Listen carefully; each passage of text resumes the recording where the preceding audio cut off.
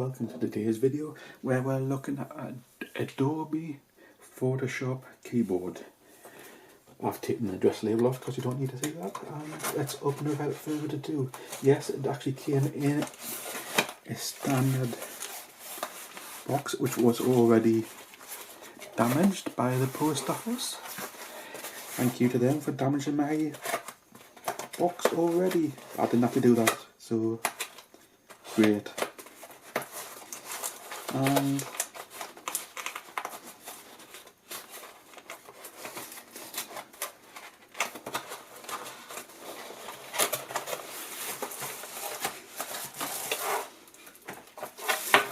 what we have here is a cheap version of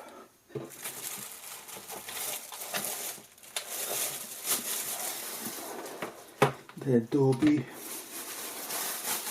Photoshop keyboard, which is available on eBay, I believe. Dogxiong by Amazon.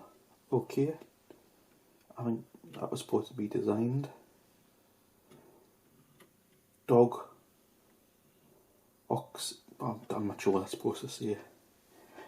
If I can find out, I'll find out and overlay it on this video. But basically it's just a standard keyboard with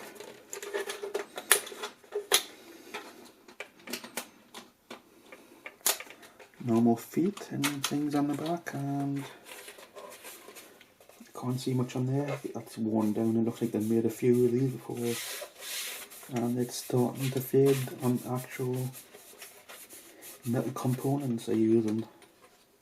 I believe these would have been something else before. I can imagine there was some kind of Apple knockoff keyboard before they were repurposed into Adobe Photoshop. And as you can see in the video, there's a glare when there's light on them.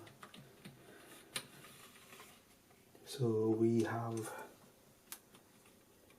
the writing on the top, which on this one is Z key, zoom tool, picture, and then underneath undo. It also has the Alt key and the CMD Apple key, the Windows key here. So you can use it on both. You can use it on both a Mac and a Windows machine. So without further ado, let's test it out and see if it actually writes. The keys are responsive, and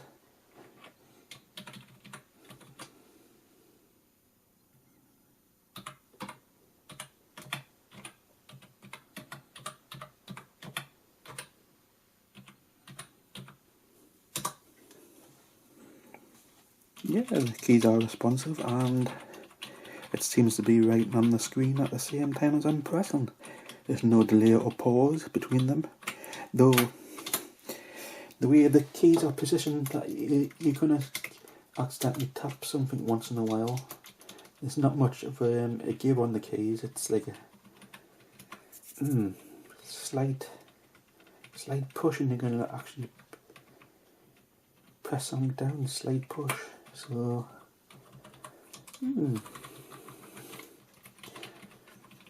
overall, that actually worked. The actual keys work, but it's up to you if you actually want to use it. So we checked it out, and the only problems I can actually see with the keyboard is the lettering's too small, and if you're using this in the dark, which I like to do, because I like to have the LEDs on my computer bright in the room, but for some reason I can't actually see the keys. Not that it matters much, but sometimes when you looking for tools and things like eyedropper,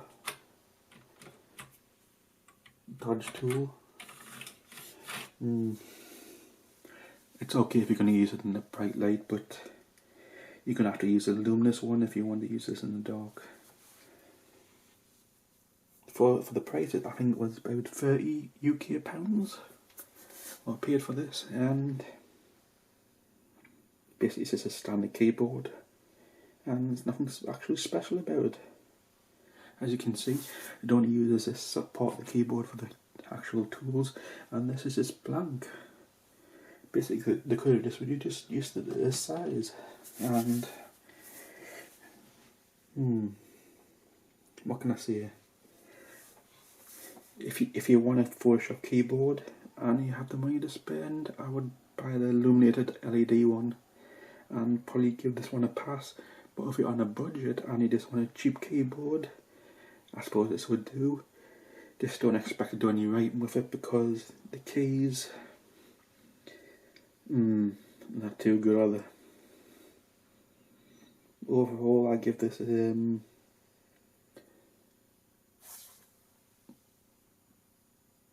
it's not up, not down, but just in the middle.